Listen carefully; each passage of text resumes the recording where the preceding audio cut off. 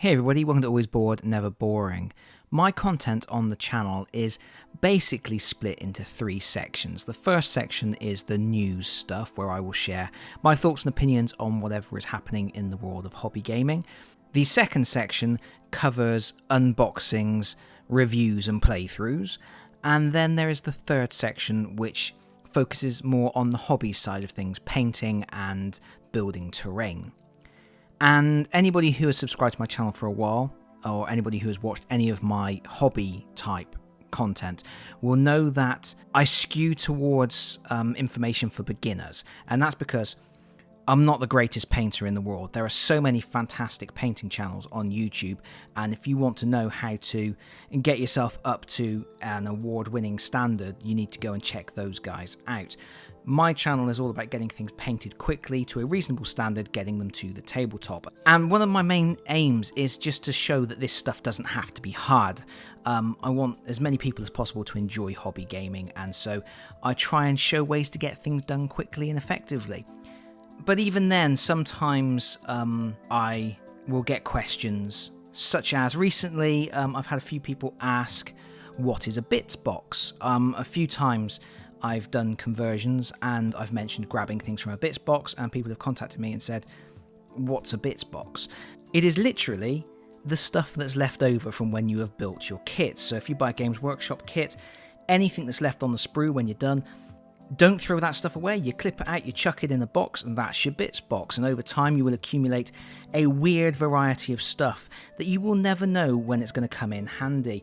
I've got all sorts of things in my bits box. I will keep the alternative bits to miniatures that I didn't use in the actual build. So that's, if that can focus, this is from Blackstone Fortress.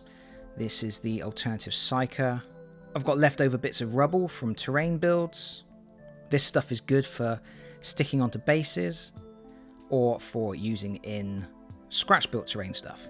And here's a little tombstone. All that sort of stuff is good for adding character and narrative to the bases of your miniatures, and you want as much of that stuff as you can, really.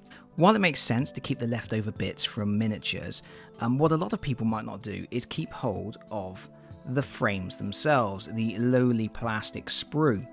However, these can actually be really useful. One of the things that I will frequently do with frames is, if I'm painting something like a plane from Aeronautica Imperialis, or anything that doesn't have a base that you can easily hold on to, I can cut a length of frame, a drop of super glue on the end, attach the miniature, and then that just gives me something to hold on to while I am painting the miniature. And that's a quick and convenient way to deal with that. However, you can also use frames in your builds. For example, this frame here, it has a nice bevel on the edges, which means you can actually cut lengths of these and alternate them, and they will stick together to create barricades. Here's a very quick example that I just knocked up in a couple of minutes. Just a few lengths of the frame snipped off at an angle, alternating the bevel so that you get straight edges, and then you can actually use the bevel itself to create corners if you want. And what you have there is something that would look decent as an orc defense.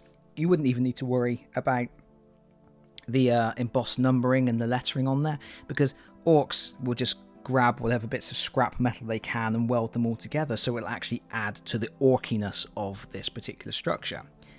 You could also smooth that all down, level it off nicely, and potentially use that for creating the barriers on the Blackstone Fortress board, for example. You could put those on the hexes if you got the angle right. I don't think that angle would be right for the hexes, but if you worked out the actual angle correctly, you could make little barricades that will help to more easily identify where those barriers are for working out which targets you want to be shooting in Blackstone Fortress. So that's just a very quick, simple example. I also have here a frame from Modiphius, and this actually has tubular bars rather than the angular ones, and those could be useful as well. You can cut lengths of those, you can make them into pikes or pole arms, you can make them into the defensive stakes for a defended fort, you can make them into the walls of a palisade, you could make them into little picket fences. There's a lot of things you can do with this sort of thing, and it doesn't require a lot of creativity or effort to do that, and it's just a really good way to reuse this stuff without just chucking it into a landfill somewhere. And I do appreciate that for a lot of people watching this video, I'm probably not saying anything new here. I'm probably not making any great revelations that people are going to go, I never thought of that.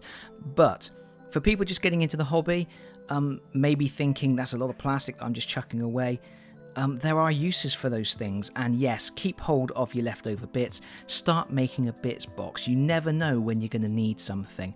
Alternative heads and stuff are obviously well worth keeping hold of, because those are always worth using to get some different variation in your units for your games. Everything I have found will eventually become useful, even if you look at it and go, well, that's nothing, that's never going to be useful. It will be one day. Everything always is. But that's all I've got to say on the matter, which isn't a whole lot really. So I'm going to throw this out to everybody else.